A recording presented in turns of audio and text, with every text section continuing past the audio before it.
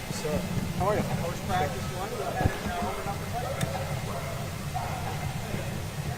What's your impressions of the first day? Repeat that. What were your impressions of the first day? To beat, keep competing, make sure we run into the ball, make sure we chasing the ball. Just want to keep that. We want to turn that up a notch. Support, we turn that up. When we were here in the spring, you said and talked about the quarterback battle. You said, "I want to pick quick." We trying to turn it down a little bit. You said, "Like I don't have time to be playing games for my team. I want to pick my quarterback quick." Yeah. Do you have the same approach this fall, or do you want to keep Tennessee sort of guessing up until game time? I'm not really worried about anyone else. I'm just worried about what's best for our program. So as soon as we feel that it's what's needed for us to have the right guy, the right leader, because both of those guys are leaders, right? And then you got a bunch of young guys fighting for three. So we'll just pick when praying, and it's a good feeling, and everyone else feels it. It's not just my decision. I make a ton of decisions, but we got a full coaching staff. So we all got to make sure that we do what's best for us. It's not just for the team at the moment right there. You sort of treat those guys as even and split up reps as evenly as possible. Is that sort of the approach to start? It might be 51-49. Like, we got to say Ricky ahead just because he was in it, right? He did it the spring with me, he was around. So I would say 51-49, 52-48, something of that nature. But they do got to watch the tape now.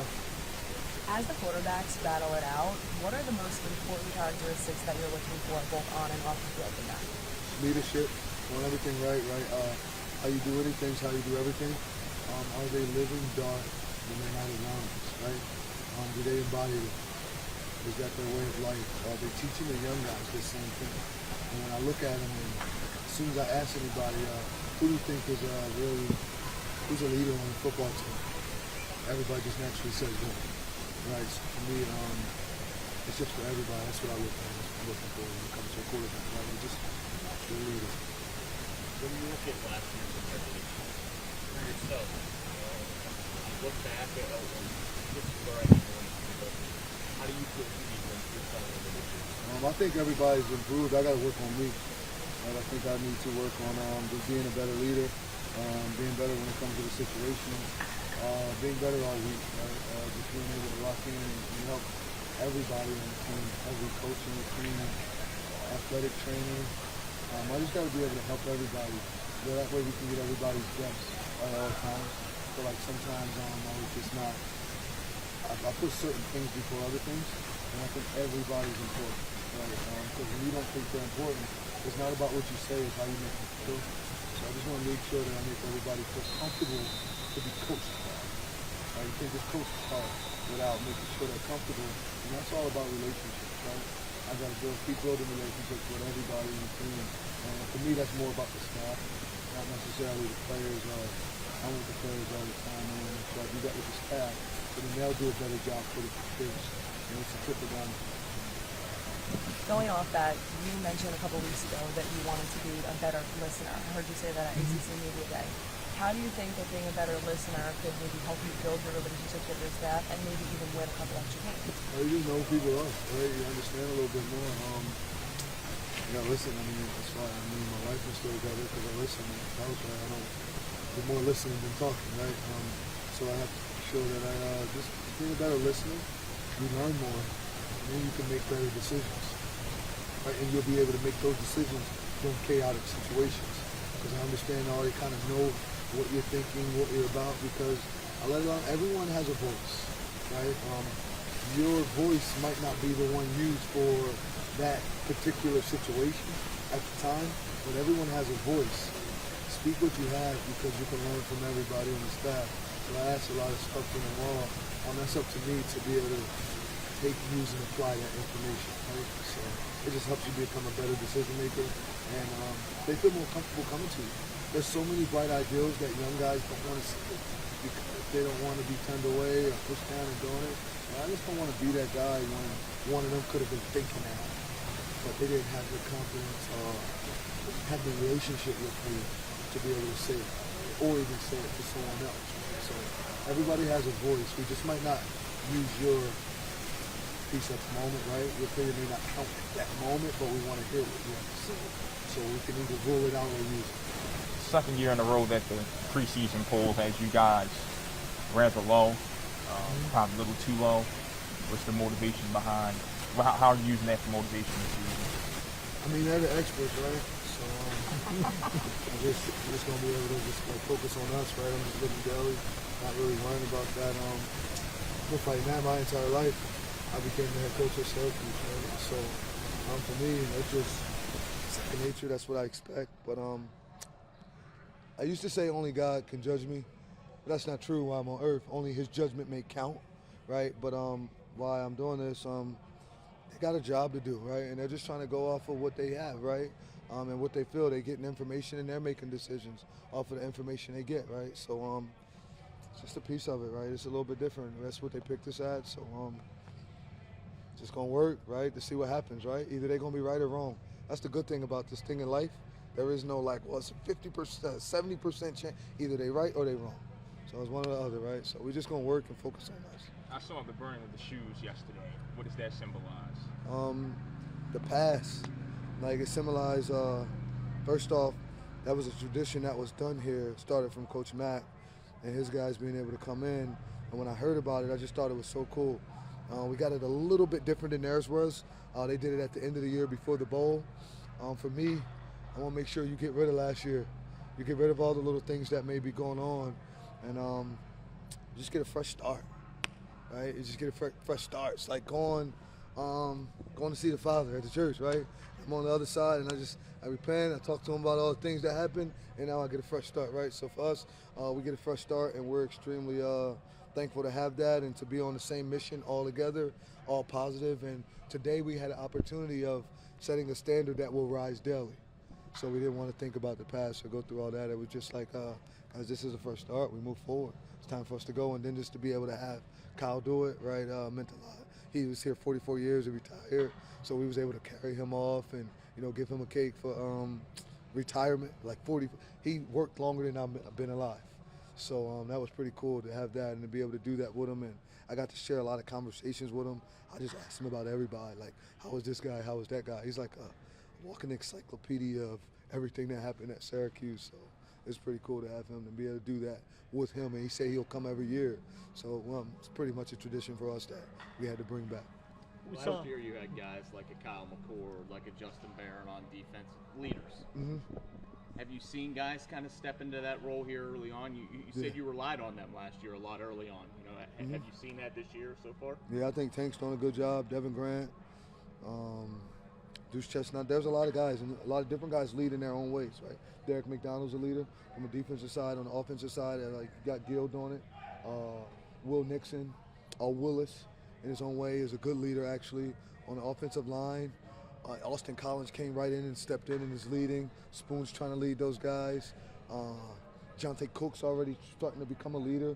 Justice Ross is one that's finally letting it go and just saying, okay, I'm going to do what I need to do because he's like, you know what I'm saying, he's certified, and we don't know what to say the other word, but he's certified goon, right? That's my guy. So when we get him to truly lead the way we need him to lead, we're going to be like really there. But there's so many guys that lead in different ways. Demetrius Sanders is a leader just for the freshman alone, just because of what he's doing both ways, right? So there's a lot of guys that lead. Deuce Chestnut. Everyone leads in their own way, and we want them to be them. But leadership is earned.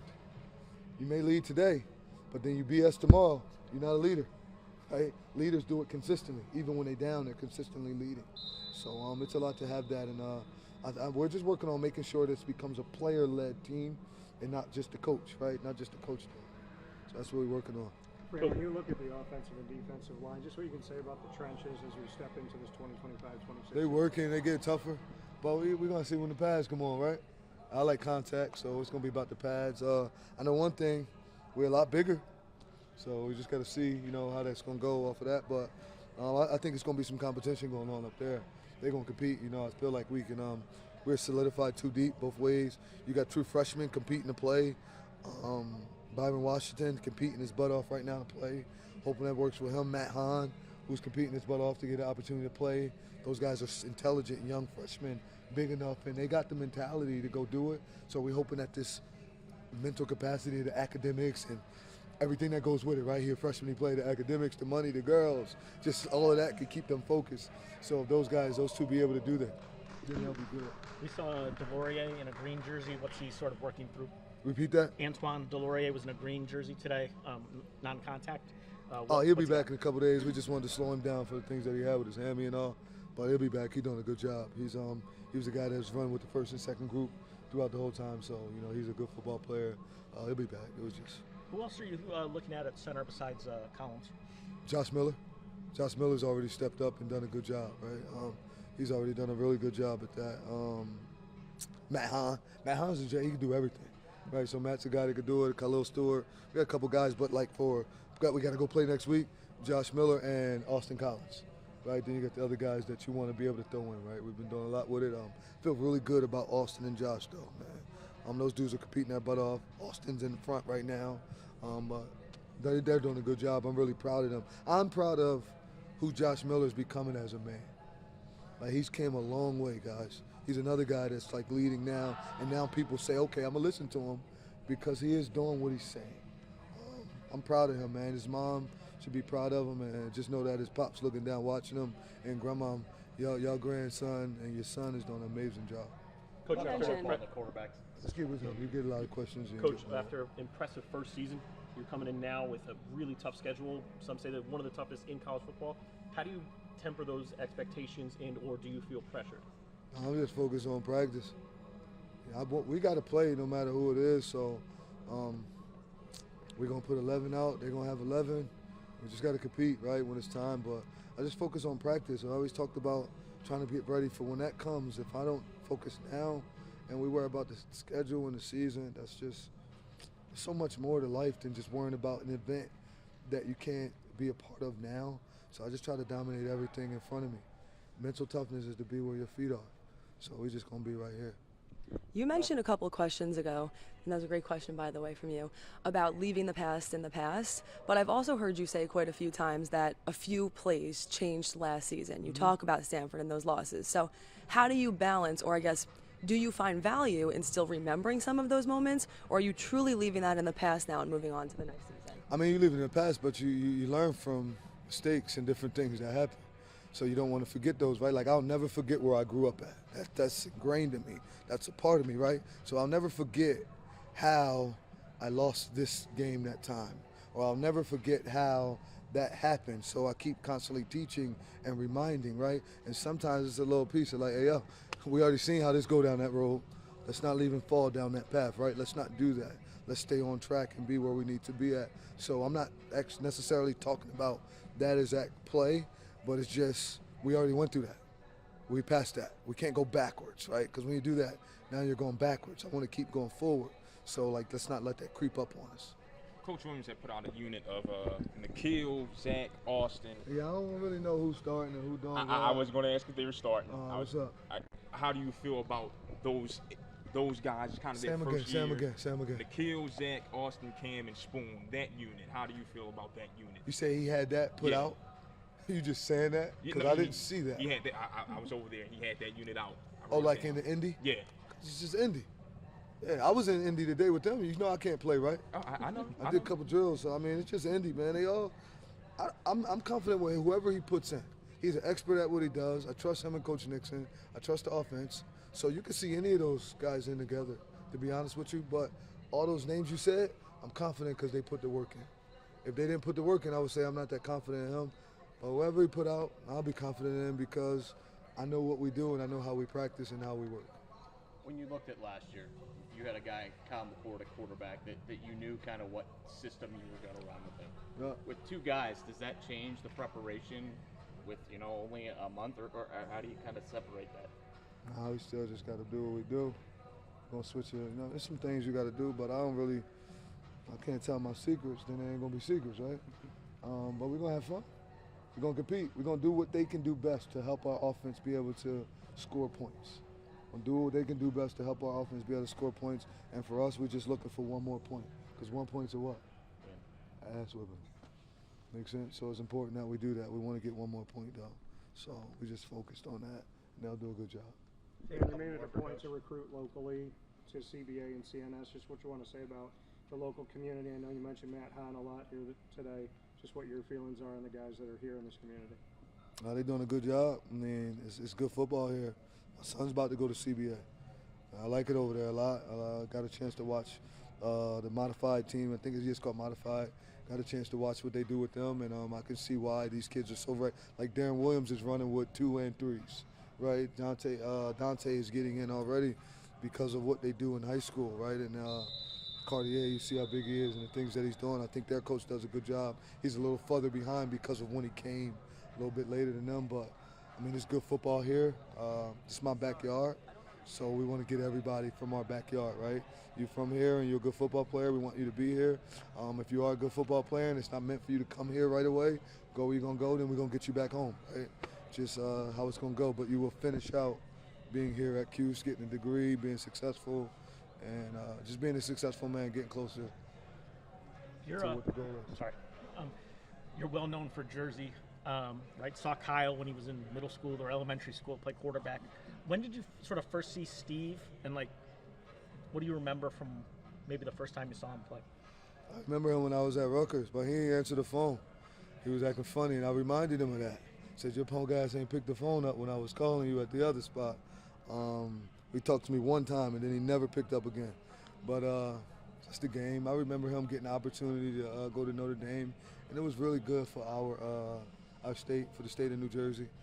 Him having the opportunity of going to do that, go to a prestigious school, being able to do so. That was a good deal, right? I remember the governor even tweeted something about it when he ended up going there. So that was a good deal for the state, and it was good for him and his family. I just always thought he was a good kid. He led that team over there at Bergen, and they did a good job.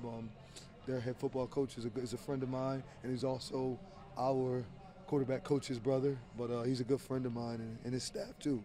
I like those guys. I like what they do. So just knowing where he came from a ball. But it was about 11th grade as I first got the opportunity to know who he was. I think in the spring you guys are working through some eligibility stuff with Jackson Kennedy. How did that turn out? Like, what was the ruling going there? He's already in the work world. He was able to get a degree. It didn't work out the way we wanted it to work out, but we set him up with some right people and different kids' fathers on our team. I think Ike's father got with him, and we set him up. So it's Syracuse 60 went to play right away. So that was able to help with Jackson and set him up. Man, he's a great kid. Wish him the best. Hope he could come coach with me one day, right? He's really intelligent, high-level, smart guy. So really happy about him and thankful for him that we got a chance to have him for that 1 year. And now I'm happy that he was able to get the degree from Syracuse and already be out in the world flourishing. You asked one for Coach. Fran, looking at the running back room, which was such a big part of your offense the whole last year. How have you seen kind of Wilson Willis and Will Nixon and other players in the running back room kind of step into that void that LeQuint left? I mean, it's hard to really be LeQuint, right? LeQuint was on go all the time, but I think they do a great job at being who they are. But everybody got to be able to do some of the things that he was able to do. LeQuint could run hard, he could catch, he could stay in and block on third down, and those guys are picking it up. That's a part of being able to play for Coach Nixon and Coach Red, right? I think they do a good job with the running back, so they'll have those guys ready. But in reference to us replacing LeQuint, I just want these guys to be the best version of them to be able to help this team, right? Everybody say, hey, can he replace Kyle? Nope, you can't. We can't replace Kyle. We can't do what Kyle was doing, but we can get these guys to be the best version of themselves, and then that'll help us, right? Everybody got to focus on them and focus here, because I took my phones. I had some black phones last night. They meant a lot to me. I had them a long time, and I just threw it away and burnt it. So last year, guys, I can't do anything about it. And so it's over. It's in the past, and I'm just going to focus on maximizing Fran, so that way Fran has the ability to equip and inspire every coach and every player on our staff for them to be able to be the best version of themselves, because we got some great people. Last question coming up. You mentioned that for the strength of schedule, you don't focus too much on what people are saying in the outside world. But I want to know, what is your motivation then? Is it the first game or something else that you're using to motivate your players during camp? I live for the man above, to be honest. When I just try to think about my motivation, I don't want to let the players down. But I'm a faith-driven, God-fearing man, to be honest. So I got to make sure I maximize myself and get closer to him, and just bring my motivation is to get people closer to him. And when you watch me, you can see, damn, I see he focused on his faith. He locked in on where he is. I never, ever, ever going to forget where I come from. I'm never going to forget my family and all, but like I'm doing everything I can to glorify the man above. And I think if I'm pleasing him the right way, naturally humans should be able to follow. Thank you, Coach. Appreciate y'all.